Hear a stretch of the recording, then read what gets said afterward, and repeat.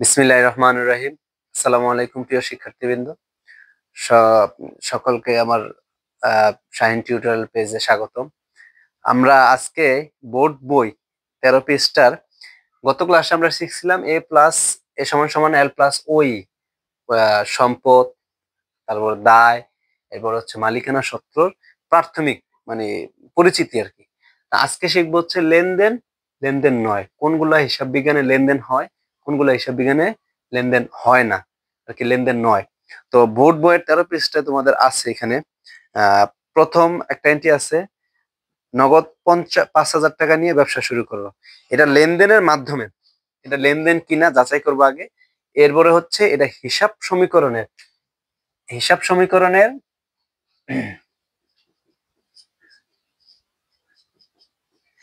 সমীকরণের এ সমান সমান এল প্লাস ও ই এর যে অঙ্কটা, হিসাব সমীকরণের প্রভাব, পাশাপাশি আমরা সেটাও শিখবো যে এই লেনদেনের ফলে হিসাব সমীকরণ কি কি পরিবর্তন ঘটতে পারে। এরকম ছোটখাটো একটা দুইটা এন্ট্রি শিখলে বড় অঙ্ক আমরা করতে সুবিধা দেবো।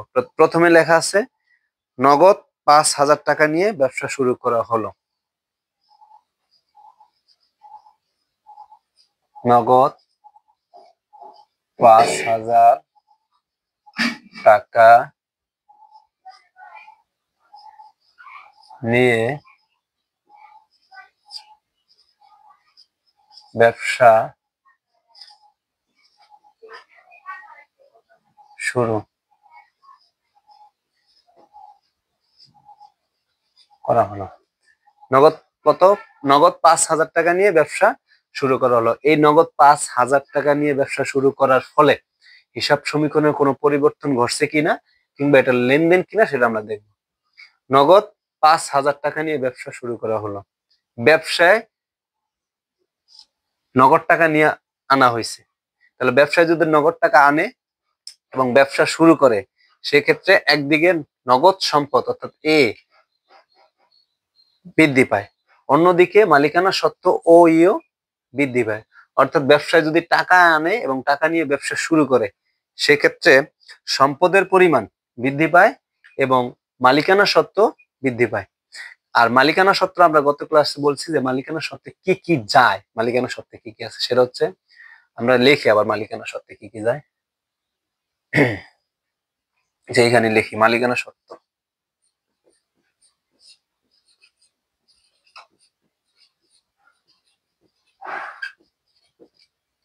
মালিকানা সত্ত্ব,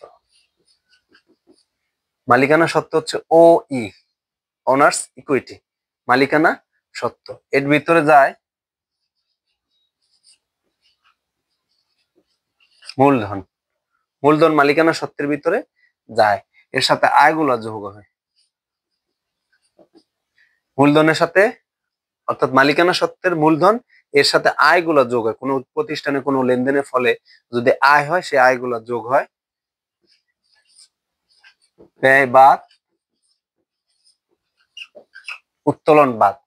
অর্থাৎ আয়গুলা যোগ মূলধনের সাথে মালিকানা সত্ত্বের ভিতরে এই চারটা যায়। একটা হচ্ছে মূলধন, আয়, ব্যয় এবং উত্তোলন। অর্থাৎ মূলধনের সাথে আয়গুলা যোগ হয়, ব্যয়গুলা বাদ, উত্তোলনটা বাদ যায়।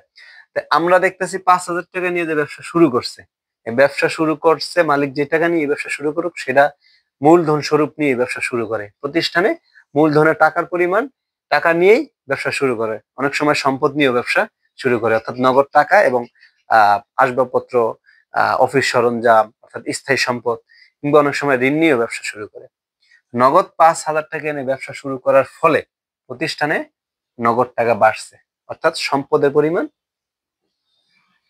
বাড়ছে, সম্পদের পরিমাণ বৃদ্ধি পাইছে। অন্যদিকে আবার এই এটা হচ্ছে 5,000 টাকা ব্যবসা, যেমন নগদ টাকা বাড়ছে, আর অন্যদিকে এটা একটা মূলধন, এই মূলধনের পরিমাণও বৃদ্ধি পাইছে। অর্থাৎ হিসাব সমীকরণে এ এবং ও ই দুইটাই বৃদ্ধি পেয়েছে। তার মানে যেহেতু হিসাব সমীকরণের এ এবং ও ই বৃদ্ধি পেয়েছে, অর্থাৎ হিসাব সমীকরণে এটা অন্তর্ভুক্ত হয়েছে, সেক্ষেত্রে বোঝা যায় যে এটা হচ্ছে লেনদেন। তাহলে এক নম্বর এটা হচ্ছে কি, এক নাম্বারটা হচ্ছে লেনদেন, এটা হচ্ছে লেনদেন অর্থাৎ যায়। এবার আমরা দেখবো, আমরা বলছি যে এরকম এই এন্ট্রির মাধ্যমে এ সমান সমান এল প্লাস ও এর পরিমাণও আমরা দেখবো যেটা কি বৃদ্ধি পায় নাকি হ্রাস পায় বা এটার পরিবর্তনটা কি ঘটে। সেক্ষেত্রে আমরা একটা বক্স দিই।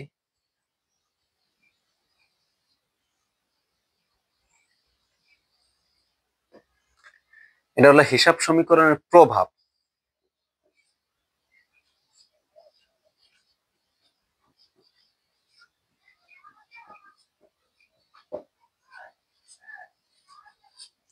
হিসাব সমীকরণের প্রভাব এই প্রশ্নটা সৃজনশীল প্রশ্নে গ নাম্বারে থাকে। হিসাব সমীকরণের উপর লেনদেনের প্রভাব দেখাও, অথবা এ সমান সমান এল প্লাস ও ই প্রমাণ করো। তাহলে আমরা এই এন্ট্রির মাধ্যমে আগে লেনদেন শিখবো, এটা লেনদেন কিনা, পাশাপাশি শিখবো যে এটা হিসাব সমীকরণে কি কি পরিবর্তন করতে পারে। তাহলে হিসাব সমীকরণের লেনদেনের উপর যদি প্রভাব বলে, সেক্ষেত্রে এই যে এই সূত্রটা, অর্থাৎ এ সমান সমান এল প্লাস ও ই, এই সূত্র অনুসারে আমরা কাজ করবো। তাহলে এই সূত্র অনুসারে যদি কাজ করি, সেক্ষেত্রে আমাদের এ এ এর জন্য আমরা 3টা ঘর নিতে পারি, 2টা নিতে পারি, আমরা আপাতত একটাই নিই যেহেতু একটা ঘর আছে। আচ্ছা, এ আর এখানে হচ্ছে সমান সমান, এই যে সমান সমান, তাহলে এ সমান সমান এল, এল মানে হচ্ছে দায়, এল, তারপর হচ্ছে কি প্লাস ও ই, মালিকানা সত্ত্ব। শেষে অনেকে মন্তব্য দেয় শেষে। আচ্ছা, তাহলে আমরা কি বলছি, হিসাব সমীকরণের প্রভাব। একদিকে এটা লেনদেন হয়েছে, এবার এই লেনদেন হওয়ার ফলে হিসাব সমীকরণে কি কি পরিবর্তন ঘটে সেটা দেখাবো। তাহলে হিসাব সমীকরণের প্রভাব এর সূত্র হচ্ছে এ অর্থাৎ সম্পদ সমান সমান এল দায় ও ই মালিকানা সত্ত্ব। প্রয়োজনে আমরা লিখতে পারি, এ হচ্ছে কি সম্পদ, এল হচ্ছে দায়, ও ই মালিকানা সত্ত্ব, ওই হচ্ছে মালিকানা সত্ত্ব। তাহলে এ সম্পদ, এল দায়, ও এই মালিকানা সত্ত্ব। আচ্ছা, এবার পড়ি আমরা। নগদ 5,000 টাকা নিয়ে ব্যবসা শুরু করার ফলে প্রতিষ্ঠানে নগদ টাকা আসছে। প্রতিষ্ঠানে নগদ টাকা কি বৃদ্ধি পাইছে, তাহলে নগদ সম্পদের ঘরে নগদ আসবো, কারণ নগদ একটা চলতি সম্পদ, নগদ টাকা। তাহলে নগদের ঘরে কি আসছে, 5,000 টাকা, টাকার পরিমাণ প্রতিষ্ঠানে বৃদ্ধি পাইছে, 5,000 টাকা নগদের ঘরে অর্থাৎ সম্পদের ঘরে। অন্যদিকে যে টাকা নিয়ে ব্যবসা শুরু করে সে তাকে বলে মূলধন। যেই টাকা নিয়ে ব্যবসা শুরু করে সেটা হচ্ছে মূলধন। মূলধন যেহেতু 5,000 টাকা নিয়ে ব্যবসা শুরু করছে, তাহলে এটা হচ্ছে একদিকে সম্পদ, অন্যদিকে নগদ অর্থ, অন্যদিকে হচ্ছে মূলধন। তাহলে মূলধনটা কোথায় যায়, এই যে মালিকানা সত্ত্বে।